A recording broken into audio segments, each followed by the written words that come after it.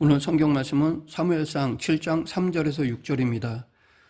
지도자가 바로 서면 나라의 기강이 확립되고 국력도 강화되지만 반대로 그릇된 지도자는 나라와 민족 전체에 부정적인 영향을 끼쳐 국력까지도 약해지게 합니다. 이러한 일은 이스라엘 민족의 역사 속에서 반복적으로 나타나고 있습니다. 3000여 년 전 하나님은 이스라엘 민족의 영적 지도자로 사무엘을 세우셨습니다. 이전에는 엘리가 대제사장으로서 이스라엘을 다스렸는데 그 시기에 이스라엘은 하나님의 언약궤를 블레셋 사람들에게 빼앗기기도 하였습니다. 블레셋을 비롯한 이스라엘 주변 나라들은 모세나 여호수아 시대 때 전쟁에서 승리하며 쫓아냈던 족속들이었습니다. 아브라함 때 이미 블레셋 왕 아비멜렉은 아브라함을 먼저 찾아와 화친을 맺고자 할 정도였습니다. 그러나 지도자의 무능력과 신앙의 붕괴로 인하여 이스라엘은 조상들이 쌓아놓은 것들까지 무너뜨려 버리는 지경에 이르게 되었습니다. 사무엘은 4장 1절 이후 나오지 않다가 오늘 본문을 통해 다시 이스라엘의 지도자로 등장하고 있습니다. 이 간격을 세월로 따지면 최소한 20년의 세월이 흐른 뒤로 볼 수 있습니다. 이 기간에 이스라엘 지도자가 필요 없을 만큼 역사가 잔잔히 흘러갔던 것은 아닙니다. 이스라엘이 블레셋에 패하고 엘리와 그의 두 아들 홈니와 비느하스가 죽는 일이 발생하였습니다. 이것은 이스라엘이 일종의 무정부 상태에 빠져 있었다는 것을 의미합니다. 심지어 하나님의 언약궤가 블레셋에 빼앗겼다가 다시 돌아오는 일도 발생했습니다. 사무엘은 얼마든지 이스라엘의 지도자로 자처하며 등장할 수 있었습니다. 시대가 자신을 요구한다며 지도자로 나설 수 있었습니다. 하지만 그는 20년 이상을 침묵하였습니다. 그리고 모든 이스라엘 백성들이 하나님을 향해 간절히 부르짖을 때, 즉 모든 사람들이 그가 전해주는 하나님의 말씀에 적극적으로 복종하지 않을 수 없을 때 등장하였습니다. 이것은 그가 하나님이 정하신 때를 기다릴 줄 아는 지도자였음을 말해준다고 하겠습니다. 이처럼 하나님의 사람은 하나님이 정하신 때를 기다릴 줄 알아야 합니다. 혹자는 자신의 계획과 시간에 맞추어 하나님께서 움직여 주시지 않는다고 원망합니다. 하지만 하나님의 계획과 정하신 때는 대부분 우리와 다릅니다. 한 예로 하나님께서 모세를 힘이 넘치는 40세에 사용하지 않고 오히려 80세 노령에 사용하셨습니다. 블레셋이 이스라엘 민족을 위협하던 때는 청동기에서 철기로 넘어가는 때였습니다. 블레셋은 철병거로 무장하고 있는데 이스라엘 백성들은 청동기로 만들어진 무기조차 변변한 것이 없었습니다. 그때 사무엘은 지도자가 되자마자 온 백성을 향해 미스바로 모이라고 선포하였습니다. 보통은 군사력을 확인하고 서둘러 무기를 준비하며 진지를 구축해 전쟁 준비를 했어야 했습니다. 그런데 사무엘은 해발 784m 고지대에 위치하여 훤히 드러나는 미스바로 온 백성을 불러 모았던 것입니다. 사무엘의 리더십이 인간적으로는 납득하기 어려워 보이지만 그에게는 전쟁은 여호와께 속한 것이며 인간의 생사화복은 하나님의 손에 달려있다는 믿음이 있었습니다. 사무엘은 성전에서 하나님을 만난 경험이 있습니다. 이렇게 하나님을 만난 사람은 눈과 귀가 열립니다. 요셉이 그러했던 것처럼 하나님을 만난 사람들은 남이 보지 못하는 꿈과 환상을 보게 됩니다. 하나님으로부터 강권적으로 부르심을 받고 나라와 민족의 리더로 세워진 사무엘은 성령의 은혜로 인해 신앙과 삶의 상관관계를 간파하는 지혜로운 영안을 갖게 되었습니다. 자기 민족이 이토록 주변 민족에게 괴롭힘과 침략을 당해 고통을 겪고 있는 원인이 바로 신앙의 문제에 있음을 확실히 깨달은 것입니다. 사무엘은 이스라엘 백성들의 부패하고 무너진 신앙에 대한 각성만이 민족을 살리는 길임을 확신하였습니다. 이러한 사실을 간파하고 직시하여 백성들을 올바른 길로 끌고 가는 리더가 있다는 것은 그 공동체와 구성원들에게 큰 복입니다. 사무엘은 이스라엘 온 족속에게 예외 없이 위기에서 건짐 받는 길은 오직 하나님께로 돌아가는 것뿐임을 강조하였습니다. 신앙은 차별이나 예외가 없는 영역이며 당시 이스라엘 백성들은 모두가 하나님께로 돌이켜야 하는 상황이었습니다. 이스라엘 백성들은 하나님에 대한 신앙이 무너지면서 민족적으로나 개인적으로 심각한 위기와 고통을 겪게 되었습니다. 사무엘은 다시 회복할 수 있는 길이 신앙의 재건에 있음을 온 이스라엘 백성들에게 촉구하며 회복을 위한 처방을 내렸습니다. 그것이 오늘 본문 3절입니다. 사무엘이 이스라엘 온 족속에게 말하여 이르되 만일 너희가 전심으로 여호와께 돌아오려거든 이방 신들과 아스다롯을 너희 중에서 제거하고 너희 마음을 여호와께로 향하여 그만을 섬기라. 그리하면 너희를 블레셋 사람의 손에서 건져내시리라. 여기서 사무엘 선지자는 이스라엘의 회복을 위해 세 가지를 말하였습니다. 첫째, 이방 신들을 제거하라는 것입니다. 이스라엘 백성들은 여호와 하나님만 섬겨야 하는 유일신 신앙으로 무장해야 했습니다. 그런데 그들은 비와 풍년을 가져다 준다는 바알과 아름다움과 유연성을 지닌 성의 여신 아스다롯을 자연스럽게 받아들였습니다.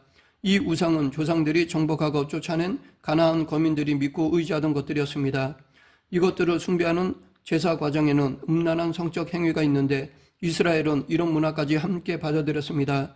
그러나 사무엘의 권고대로 그들은 바알과 아스다롯 같은 이방신들을 제거하는 일을 먼저 시작하였습니다. 지금 이 시대의 문화도 당시와 비슷한 경향이 있습니다. 바알과 아스다롯과 같은 우상들의 영향이 아직도 남아 성적으로 음란하고 타락한 방향으로 치닫고 있습니다.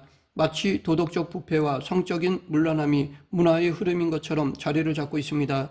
구원받은 하나님의 백성들이 거룩함을 지키며 살아가기 어려운 상황과 여건이 되었습니다. 이러한 세태 가운데 빛과 소금의 사명을 감당해야 할 하나님의 백성들이 오히려 세상의 문화를 흡수하고 거기에 동화되어 빛과 맛을 잃어버리고 있습니다. 맛을 잃은 소금처럼 밖에 버려져서 사람들에게 밟히는 상황이 되고 말았습니다. 세속화로 인해 빛을 상실한 이 시대 교회 공동체에 미스바로 모이라라는 사무엘의 말이 선포되어야 할 것입니다. 지금 우리에게는 바알과 아스다롯과 같은 우상을 과감히 제거하는 결단이 필요합니다. 사무엘은 이스라엘 백성들이 이방신들과 성적으로 타락한 문화를 완전히 제거할 것을 촉구하였습니다. 세상의 신을 제거하고 던져버릴 것을 강권하였습니다. 이런 결단은 지금 이 시대에 살아가는 우리에게도 필요합니다.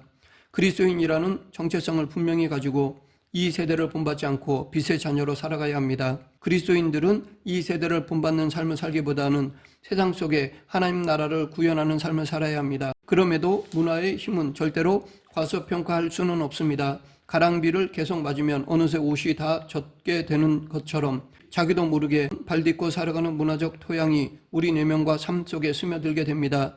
이로 인해 문화 변동이 한 사람이나 그 공동체의 내부에서 일어나게 되는 것입니다.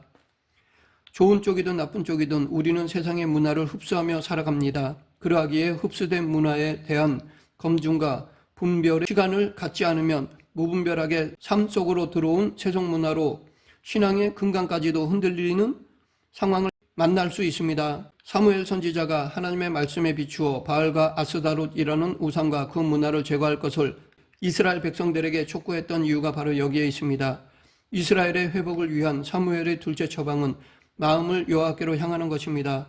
마음은 저장된 생각과 정보로 형성된 세계관을 수용하고 그것에 지배되어 행동 양식과 사유의 방향을 결정하는 곳입니다. 마음에 저장된 콘텐츠가 그 사람의 행동 체계를 작동시킵니다. 마음 가는 방향으로 몸도 향하게 됩니다.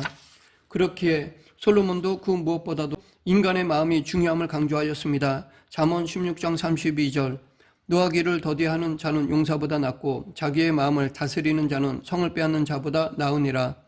허황된 것을 빼앗고 지키는 것보다 마음을 지키고 다스리라고 강조하였습니다. 하나님은 우리의 그 어떤 것보다 마음을 원하십니다. 하나님은 외모가 아닌 중심을 보십니다. 마음은 드러나지 않는 부분이라서 자칫 소홀히 여길 수 있습니다. 그러나 가장 중요한 영역은 마음입니다. 마음의 방향이 곧 삶의 방향입니다. 하지만 마음이 언제나 맑고 깨끗하지는 않습니다.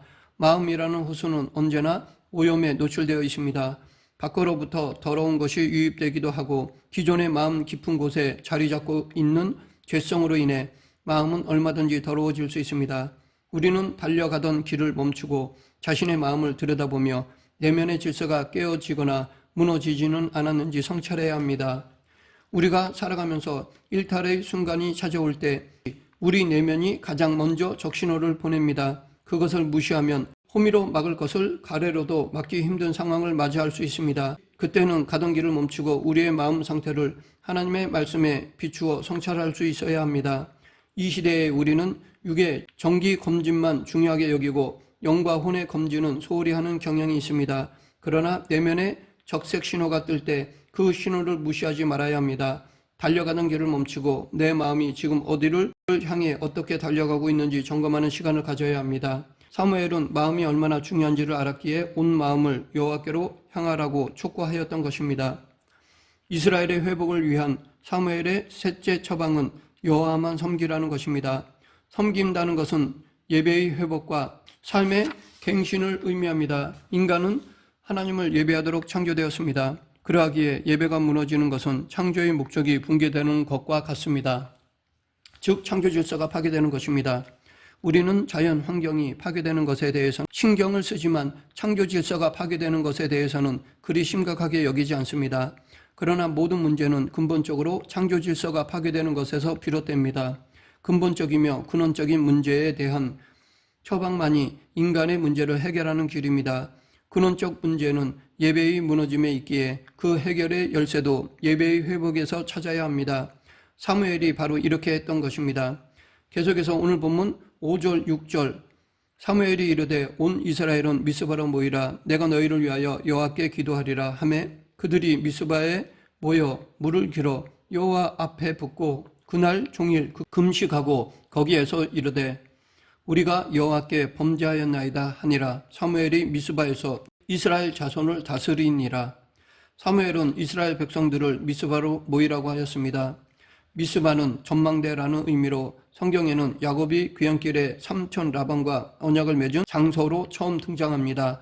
아람어로는 여갈 사하두다라고 칭하였으며 갈렛이라고도 일컬었던 미스바는 고지대이며 예루살렘 북쪽 약 13km 지점에 위치한 베냐민 지파의 땅이었습니다. 많은 성읍 중에서 미스바가 선정된 이유는 각지에 사는 이스라엘 백성들이 함께 모이기에 좋은 지리적인 이점 때문이었을 것입니다. 미스바 성회를 통해 사무엘은 타락하고 피폐해진 이스라엘 사회를 하나님의 나라답게 바꾸는 대개혁을 이루고자 하였던 것입니다. 또한 하나님과 이스라엘 사이에 깨어진 언약 관계를 새롭게 회복하는 대전환을 시도하였던 것입니다. 왜냐하면 인간의 가치관과 삶의 갱신은 하나님과의 만남을 통해서 시작되고 이루어지기 때문입니다. 변변한 이동수단이 없던 당시의 상황에서 원근 각처의 이스라엘 백성들이 고도가 높은 미스바로 모인다는 것은 보통 일이 아니었을 것입니다. 그러나 이스라엘 백성들에게는 미스바로 모이는 것이 선택사항이 아니라 하나님의 부르심이었습니다. 하나님은 그곳에서 당신의 백성들과 다시 시작하기를 원하셨습니다. 이 하나님과의 회복은 모든 부분이 회복되는 결과를 가져왔습니다. 우리도 주의 날이 가까워질수록 모이기를 패하는 사람들의 습관을 쫓지 말고 미스바 성회에 모이듯이 더욱 모이기에 힘써야 할 것입니다. 오늘 본문은 이스라엘 백성들의 회개에 관한 이야기입니다. 그런데 본문 자체만 봐서는 이러한 본문이 지니는 진정한 가치를 제대로 이해할 수가 없습니다. 어떤 면에서 보면 본문은 사무엘상 전반부에서 가장 중요한 사건입니다.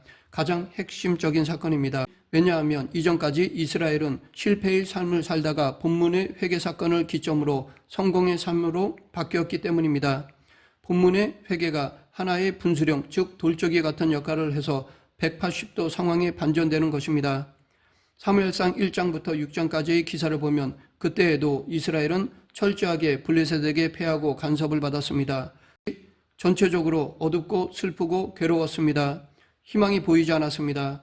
미스바에서의 회개 이후 상황과 마찬가지로 이스라엘에는 하나님의 종이 있었고 언약궤도 있었지만 그들은 철저히 실패의 삶을 살았습니다. 하지만 본문 이후에는 전반적으로 안정과 평화를 찾았습니다. 그것도 단기적인 안정과 평화가 아니라 장기적인 안정과 평화입니다. 하나님께서는 이스라엘 백성들의 부르짖음에 응답하시고 블레셋은 이스라엘에 패하였습니다. 이스라엘은 블레셋으로부터 벗어나고 자유함이 넘쳐났습니다. 결국 이와 같은 사실은 회개만이 실패의 삶을 성공의 삶으로 바꿀 수 있음을 보여준다고 하겠습니다. 말씀을 맺겠습니다. 우리의 삶의 진정한 회복은 하나님과의 관계 회복부터 시작됩니다. 하나님과의 온전한 관계 회복이 되지 않는 상태에서의 삶은 불완전하며 항상 만족이 없는 삶이 됩니다. 우리는 언제나 하나님과의 관계를 유지해야 합니다. 그럴 때 모든 문제 안에 담겨있는 하나님의 뜻, 목적, 의도를 알 수 있고 그로 인해 기쁜 일이든 슬픈 일이든 즐거운 일이든 괴로운 일이든 모든 일들 속에서 감사할 수 있습니다. 하나님과의 관계를 삶의 우선순위로 삼는 저와 여러분이 되길 간절히 축원합니다. 기도하겠습니다. 생사화복을 주관하신 하나님 아버지, 늘 하나님과의 관계를 성찰하며 잘못되었을 때 언제든지 돌이켜 다시 하나님과의 관계를 회복하는 그리스도인이 되게 하여 주시옵소서. 예수님 이름으로 기도드립니다. 아멘.